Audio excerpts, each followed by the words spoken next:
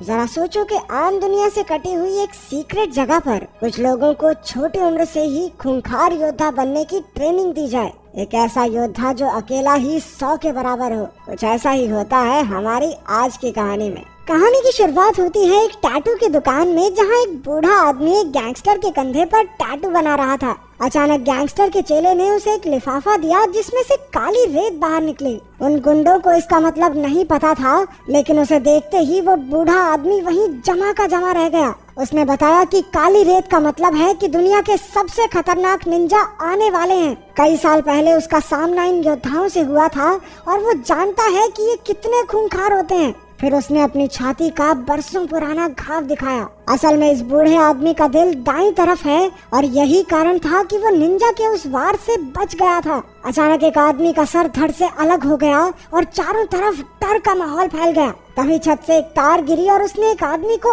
ऊपर खींच लिया। जब वो वापस आया तो उसके शरीर के टुकड़े हो चुके थे। ये निंजा हमेशा अंधेरे में छिपकर वार करते थे और एक ही पल में उन्होंने वहाँ खून की नदियाँ बहा दी। जब सब मर गए तो निंजास अंधेरे से बाहर निकले। इसके बाद हमें जापान की ओजुनु पीढ़ी की कहानी बताई गई। ये खूंखार निंजास की पीढ़ी है जिनका सरदार है लॉर्ड ओजुनु। ये लोग दुनिया भर से बच्चे इकट्ठा करते हैं और कड़ी ट्रेनिंग के बाद उन्हें निंजा बनाया जाता है। इन निंजास के बारे में दुनिया के सभी बड़े लोग जानते हैं, लेकिन आम जनता को इनकी कोई भनक नहीं। कोई भी इन्हें 100 किलो सोना देकर किसी का भी कत्ल करवा सकता है। ओजुनु पीढ़ी सदियों से अंधेरे में काम करती आ रही है। बताया जाता है कि रशियन प्रेसिडेंट और जापान के प्रधानमंत्री की मौत के पीछे भी इनका ही हाथ था। एक दिन लॉर्ड ओजुनु राइजो नाम के एक बच्चे को वहाँ लाए। उसके माँ बाप ने उसे लावारिस छोड़ दिया था, इसलिए ओजुनु उसे अपने साथ ले आया। ओजुनु को मन ही मन में लगा कि ये बच्चा आगे चलकर इस पीढ़ी का सरदार बनेगा। इसी वजह से उसकी काफी सख्त ट्रेनिंग होने लगी।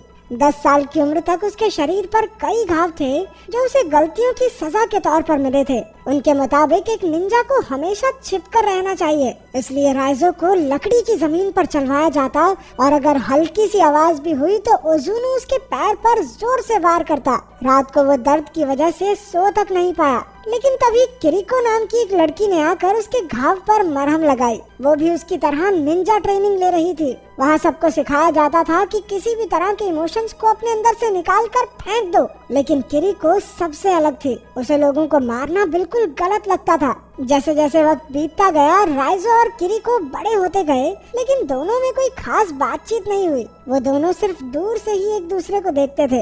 राइजो अब ओजुनु पीढ़ी का सबसे काबिल निंजा बन गया था, लेकिन अपने सीनियर ताकेशी का सामना करते हुए वो हार गया क्योंकि ताकेशी ने धोखे से वार किया था। उसे बचाने की जगह ओजुनु ने राइजो को ही कमजोर कहकर बेइज्जत कर दिया। उसने राइजो के पेट में अपनी उंगलियों से जोरदार वार किया और वो बेचारा दर्द से करहाने लगा। अगली सुबह ओजुनु ने देखा कि राइजो फिर से ट्रेनिंग के लिए तैयार था।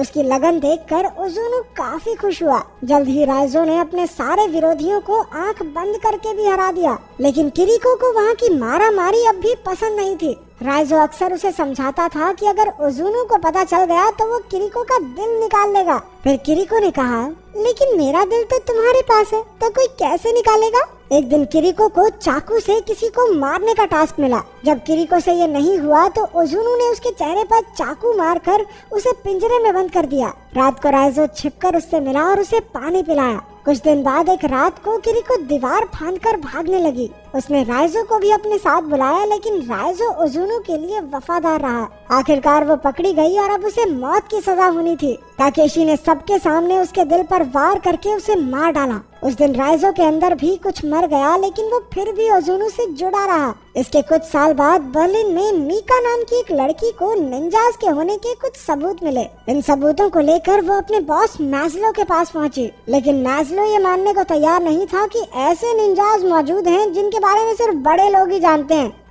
ऐसा कुछ नहीं होता। इसलिए मीका ने उसे सबूत दिखाए कि बड़े लोगों का पैसा इधर उधर होने में और कई नेताओं की मौत में निंजास का ही हाथ है। अब मैस्लो ने इसके बारे में और जानने का फैसला किया। उन्हें पता चला कि सेबैस्टियन नाम के एक जासूस ने भी ऐसे सबूत इकट्ठा किए थे, लेकिन जल्द ही उसे काम से निकाल दिया गया और किसी ने उसका खून कर दिया था। उधर राइजो भी किसी खास काम के लिए बर्लिन में था। वो एक सुनसान से घर में अकेला था और हर सुबह कड़ी ट्रेनिंग करता। एक दिन वो कपड़े धोने की दुकान पर गया जहाँ उसे एक औरत दिखी। उसे देखते ही राइजो समझ गया कि वो भी एक निंजा है। उसी वक्त दोनों ने एक दूसरे पर वार किया और एक जबरदस्त लड़ाई शुरू हो गई। कुछ देर बाद हमने देखा कि राइजो उस लड़की को एक वॉशिंग मशीन में भर के चला गया था। उधर मीका उस जासूस की पत्नी से मिलने पहुंची जिसे निंजास के सबूत मिलने पर मार दिया गया था। उस औरत ने बताया कि यूं तो उसका पति काफी हिम्मत वाला था, लेकिन उस घटना के बाद वो इतना डर गया कि घर के हर खिड़की दरवाजे पर कम से कम 2 ताले लगा कर रखता। घर के हर कोने में रोशनी रहती थी। उसने परछाइयों के लिए कोई जगह छोड़ी ही नहीं कि कहीं कोई निंजा ना आ जाए। लेकिन उस रात जब वो आए तो बत्तियां अपने आप ही बंद होने लगी। अगले दिन मीका के ऑफिस में एक ऑफिसर आया क्योंकि वो ऐसी चीजों के बारे में ज्यादा सोच रही थी जो उसके काम की थी ही नहीं। उस रात मीका ध्यान से घर लौटी, लेकिन उसने देखा कि पूरी गली में ही लाइट नहीं थी। वो फिर भी अपने घर में घुसी और उसी वक्त एक निंजा ने उस पर हमला कर दिया। हैरानी की बात तो ये थी कि एक दूसरे निंजा ने उसकी जान बचाई और सारे कातिलों को खत्म कर दिया। ये कोई और नहीं बल्कि राइजो ही था। हमने देखा कि इससे पहले अपने मिशन पर राइजो ने अपना सारा गुस्सा निकाला और बड़ी बेरहमी से उस आदमी का कत्ल कर दिया। इस मिशन के बाद वो छत पर बाकी निंजाज से मिलने गया। लॉर्ड ओजुनु ने कहा कि उसे राइजो पर गर्व है, लेकिन अचानक राइजो ने उस पर हमला कर दिया और उसकी आंख और चेहरे को चीर डाला। उसके साथ के निंजाज ने लीडर पर हमला करने की वजह से उसे काफी जख्मी करके छत से नीचे फेंक दिया। खुशकिस्मती से राइजो पानी में गिरकर बच निकला। उस दिन के बाद राइजो ने निंजाज के खिलाफ काम करना शुरू कर दिया और उनके हर मिशन को चौपट किया। उसने मीका की जान भी इसीलिए बचाई थी। इसके बाद दोनों एक होटल में पहुंचे और अपने कपड़े बदले, क्योंकि निंजा खास सूंघने की शक्ति से इंसानों तक पहुंच जाते हैं। फिर मीका ने मैज़लो को बताया कि वो तो राइजो के साथ है, लेकिन मैज़लो को तो राइजो को पकड़ने के ऑर्डर्स मिले थे। वो जानता था कि राइजो उनका दुश्मन नहीं है, लेकिन उसे ऑर्डर तो मानने ही होंगे। इसलिए जब मैज़लो मीका और राइजो से मिलने गया तो पुलिस ने उसे बंदी बना लिया। फिर उसे एक सुनसान जेल में कैद करके जंजीरों से बांध दिया गया। जब मीका को पता चला कि इसमें मैज़लो भी मिला हुआ है तो वो उससे बात करने गई, लेकिन मैज़लो उसे रिहा करने के लिए हरगिज राजी नहीं हुआ, क्योंकि राइजो जेल में ही निंजाज से सुरक्षित रह सकता है। रात को मीका राइजो को पानी पिलाने गई, लेकिन फिर राइजो कहने लगा कि निंजाज किसी भी वक्त यहाँ आ जाएंगे। मीका ने मैज़लो को भी सावधान करने की कोशिश की, लेकिन अब बहुत देर हो चुकी थी।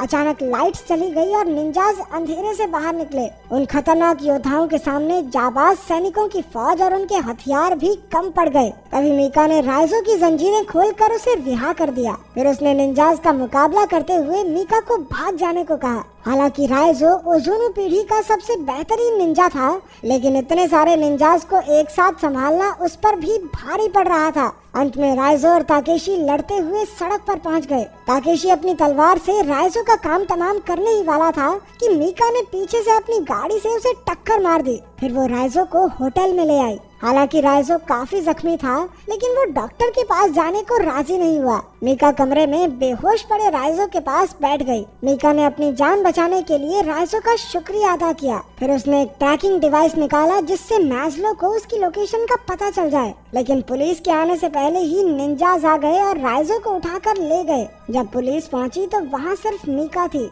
उसने बताया कि 10 मिनट पहले ही वो लोग राइजो को वहाँ से ले गए। उधर राइजो को लॉर्ड ओजुनु के सामने पेश किया गया। उसने राइजो को माफी मांगने का आखिरी मौका दिया, लेकिन राइजो ने कहा, मैं झुकेगा नहीं साला। इससे ओजुनु का गुस्सा 7वें आसमान पर पहुंच गया, क्योंकि कुछ साल पहले तक तो उसने सोचा था कि यही लड़का आने वाले समय में पूरे कबीले का सरदार बनेगा। उसने राइजो को किरिको की जगह खड़ा किया और फिर अपनी उंगलियों से 3 बार खतरनाक वार किए। आमतौर पर ओजुनु के एक ही वार से लोग मर जाते थे, लेकिन राइजो ने तो बस खून की उल्टी की। उसके साथ साथ ट्रैकिंग डिवाइस भी बाहर आ गया। उसी वक्त मीका ने पूरी पुलिस फौज के साथ हमला करके खलबली मचा दी। कई निंजाज धमाकों में मारे गए। इस खूनी जंग में दोनों तरफ से कई लोग शहीद हुए। वहीं राइजो को ताकेशी और उसके आदमियों ने घेर लिया। राइजो ने आव देखा ना ताव और एक एक करके सबको धूल चटा दी। फिर ताकेशी और राइजो आमने सामने आए और अपना पूरा जोर लगा दिया। आखिरकार जीत राइजो की हुई और उसने ताकेशी के शरीर का एक हिस्सा काट फेंका।